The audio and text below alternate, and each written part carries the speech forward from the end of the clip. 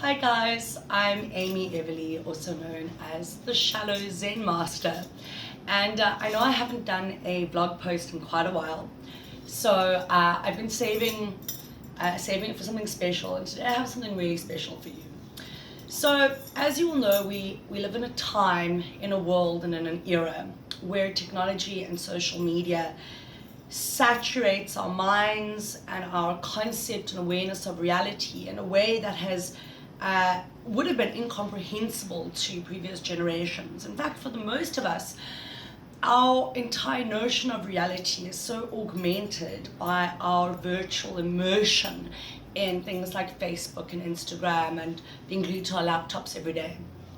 So in order for us to start separating this dichotomy between reality and social media, it's important to keep our minds focused on things that are really affecting us. Now, we all go on Facebook and we see all these different campaigns and posters for different social issues like save the rhinos, save the children, stop letting them eat dogs in China, and we click like and share, and we pretty much forget about it, like after we've done that like or share. And for the most part, you know, for some of us that are really passionate about certain social issues, it's also becoming really difficult to find like-minded people on social media. Not to mention finding like-minded people in the real world, because we're not even connecting like we used to in the real world, unless it's behind a computer screen, which brings back to my original point about how do we find those people on Facebook.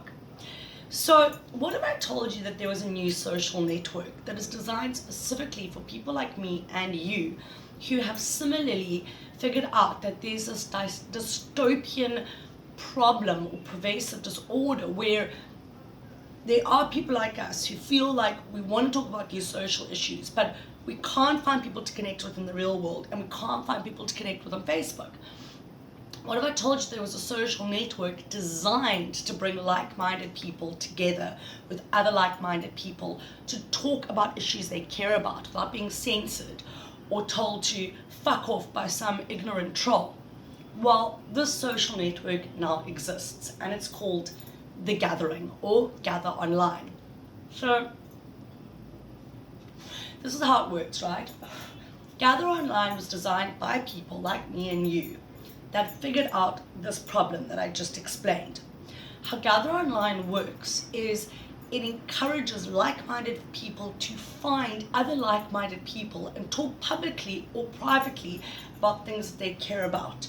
There's no censorship, and there's no way of having outside people express defamatory or ignorant or even offensive opinions in a public space if they're not included in the gathering. Now, it's a little bit more complicated than that, so some of you are going to have to go into Gather Online to figure out exactly how it works. But in a nutshell, it's a combination between a business network like LinkedIn, a social utility like Facebook, and a dating site like Tinder. So like-minded find like-minded and talk about things that matter. Now, there's one really serious issue that's getting a lot of attention, and one that I feel really deserves discussion, and that is, of course, hemp legalization. As we all know, we're living in a world right now which is not going to be much of a world if we carry on living the way we're living. We've got a plastic island the size of Texas floating around in the Pacific Ocean.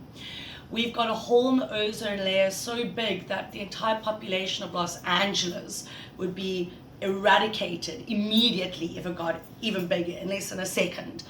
We've got a situation where, you know, for most of us, we're feeling like we shouldn't even have children in today's generation, because what kind of world will there be for our kids in the future? So hemp is the most sustainable resource on the face of the planet. It's totally carbon neutral. It can make biofuel, medicine, nutrition, housing, clothing, but yet it's still illegal. Why? Because the people that control the unsustainable commodities on our planet are in control of the people that make decisions.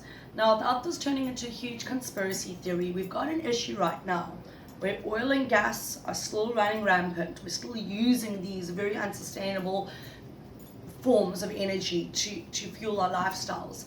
And we're still buying plastic products.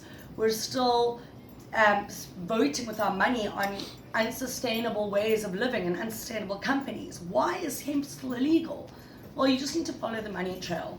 Now, if we lived in a world where hemp was legal, you cannot even imagine the freedom it would afford humanity. In addition to us all living in completely carbon neutral and sustainable housing, we're wearing clothing that didn't hurt the environment. There would be millions of jobs created for millions of people every day all over the world. We'd run our cars on biodiesel. We'd have free electricity, free energy. Hemp is the most easiest crop to farm. Did you know that in Japan, the amount of nuclear radiation that is still emanating from the nuclear reactor that got completely destroyed after the 2011 Japanese tsunami, that plant is still producing hundreds of thousands of tons of radioactive water, which is washing into the Pacific Ocean every day. It's already hit the west coast of the US. The radioactive water is filtering into the crops, into the water supply. If we planted hemp plants for kilometers and kilometers all around that nuclear reactor, hemp absorbs radiation. You know, when we talk about hemp, we think about, smoking a spliff and getting stoned. Even that shouldn't be a taboo. Let's look at the facts, guys. Alcohol is killing millions and millions of people every single year.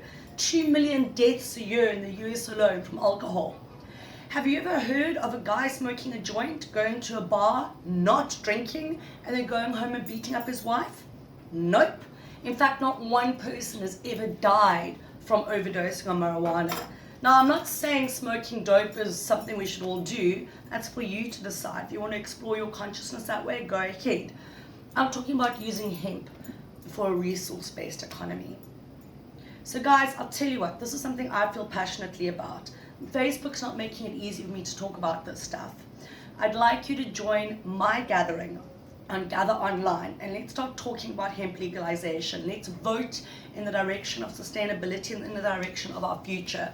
I'd also like you guys to tune into my show on Wednesday, the 16th of November at 2:30, where Tony Budden, who is the founder of the Hemporium South Africa, will be talking to us about his goal of legalizing hemp in our world.